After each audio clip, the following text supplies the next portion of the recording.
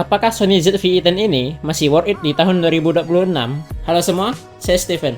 Di video ini, saya akan mereview Sony ZV-E10 ini. Lagi dipakai sih. Saya review kamera ini berdasarkan pengalaman pribadi ya. Karena untuk kebutuhan foto dan video, semuanya itu semua memakai kamera Sony ZV-E10 ini. Bahkan video ini direkam dengan Sony ZV-E10. Nah, ini dia. Oke, singkat cerita, kamera ini saya beli pada bulan September 2023 dan cerita belinya ini agak sedikit absurd karena pada saat itu saya sedang scroll reels Instagram dan saya ada nemu konten kreator luar membahas tentang kamera ini. Dan tanpa ragu, saya langsung masuk e-commerce, lihat harganya, langsung check out. Bahkan saya tidak melihat review sama sekali dari YouTube, Google, semuanya nggak pernah saya lihat reviewnya. Langsung saja saya beli di e-commerce. Dan ya, sampai sekarang saya masih tidak tahu kenapa. Mungkin jodoh saya memang. Jadi saya membeli kamera ini tanpa ragu dan langsung saya pakai sampai sekarang. Dan ya, itulah cerita absurd dari saya. Dan sampai sekarang, mau foto, mau video, semuanya saya pakai kamera ini. Karena ya, cuma ini satu-satunya yang saya punya.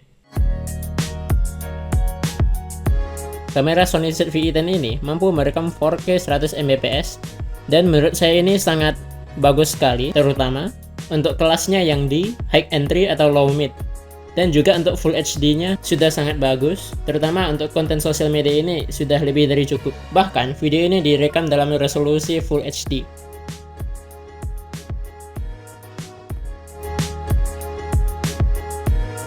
Jujur soal warna, saya sendiri jarang grading berat di video. Biasanya saya rekam pakai S-Log 2 dan kemudian akan saya grading. Gradingnya pun simpel saja, yang penting netral, halus, dan enak dilihat. Dan itu semua bisa didapatkan di kamera ini. Tapi ya, kamera ini bukan tanpa kekurangan. Rolling shutternya sangat terasa, dan 4K cropnya juga memperburuk itu. Tapi ya, sekali lagi, kamera ini di harga 10 jutaan, yang menurut saya itu masih bisa ditoleransi lah. Solusinya simple, saat perekaman, jangan terlalu digoyang-goyang, dan tinggal mundur dari subjeknya. Untuk autofokusnya, menurut saya ini adalah salah satu poin plus terbesar di kamera ini. Saya sebelumnya memakai kamera DSLR Canon, dan langsung lompat ke kamera ini. Autofokusnya sangat cepat sekali dan presisi. Dia bisa mengikuti kita kemanapun kita pergi, selama kita punya mata.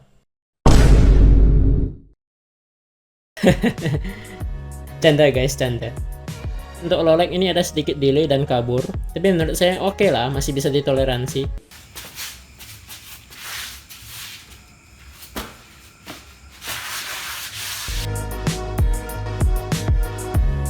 Walaupun dikenal sebagai kamera video, menurut saya kualitas foto dari kamera ini sangat bagus sekali. RAW 14 bit sangat membantu dalam color grading. Bahkan pribadi saya lebih sering foto karena ya saya lebih suka foto aja gitu. Ya, meskipun begitu kamera ini tidak ada viewfinder, tapi ya mau gimana lagi, kan kamera ini lebih difokuskan ke video. Dan ada satu fitur yang menurut saya agak disesali karena tidak ada, yaitu IBIS. Tanpa IBIS, kamera ini sangat goyang sekali, apalagi kalau kita handheld, goyangannya akan sangat terasa, jadi mau gak mau kita pakai gimbal. Tapi ya mau gimana lagi, kalau ada IBIS, harga kamera ini pasti harganya akan meningkat jauh. Dan memang IBIS ini menjadi salah satu kompromi dari Sony untuk menurunkan harga jual dari kamera ini. Untuk bodinya compact, kecil, cuman gripnya kurang enak. Untuk pegangan gripnya ini agak pendek dan agak kecil, sehingga kurang cocok untuk orang yang memiliki tangan besar. Dan untuk battery life menurut saya aman-aman aja. Dari pengalaman saya foto wedding, 2 jam atau 3 jam itu masih oke banget untuk satu baterai.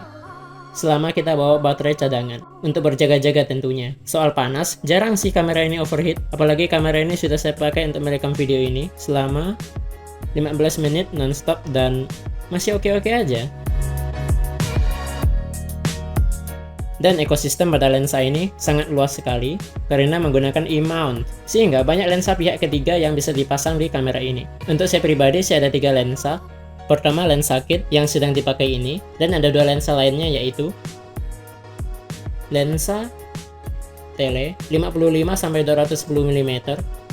Ini adalah lensa tele entry level, harganya cuma 3,5 juta saja, dan menurut saya lensa ini worth it untuk harganya. Dan kalau kalian ingin saya mereview lensa ini, komentar aja ya. Dan juga saya ada lensa fe 50 mm f1,8, dan menurut saya lensa ini lumayan worth it, mengingat harganya juga murah, 3,5 juta, kurang lebih dengan lensa tele tadi. Dan ya, ini bisa dibilang lensa yang worth it untuk entry level. Dan sekali lagi, kalau kalian ingin saya mereview lensa-lensa ini, komen aja ya. Oke. Nah, bicara soal harga, kamera ini berkisar 10-12 juta, yang dimana ternyata harganya masih sama pada saat saya membelinya di September 2023. Ini menunjukkan bahwa kamera ini memiliki depresiasi yang sangat rendah, bahkan tidak ada, jadi harganya masih sama meskipun sudah 2 tahun. Harganya masih gitu-gitu aja. Menarik ya? Kesimpulannya adalah, kamera Sony ZV-E10 ini adalah kamera hybrid. Dia bisa foto dan video, cocok untuk konten kreator dan hobi. Tapi kalau untuk kerja profesional, mungkin kurang ya. Saya lebih menyarankan mencari kamera APS-C yang lebih mumpuni, seperti Sony A6700, tapi itu mahal sih. Ataupun kamera full frame seperti A73 atau A74. Jadi balik lagi ke pertanyaan awal, apakah Sony ZV-E10 ini masih worth it di tahun 2026? Jawabannya masih, tapi tergantung kebutuhannya. Jadi ya, ujung-ujungnya jawabannya cuma satu, tergantung. Terima kasih sudah menonton video ini dari awal sampai akhir. Semoga video ini membantu, dan sampai jumpa di video selanjutnya. Yuk.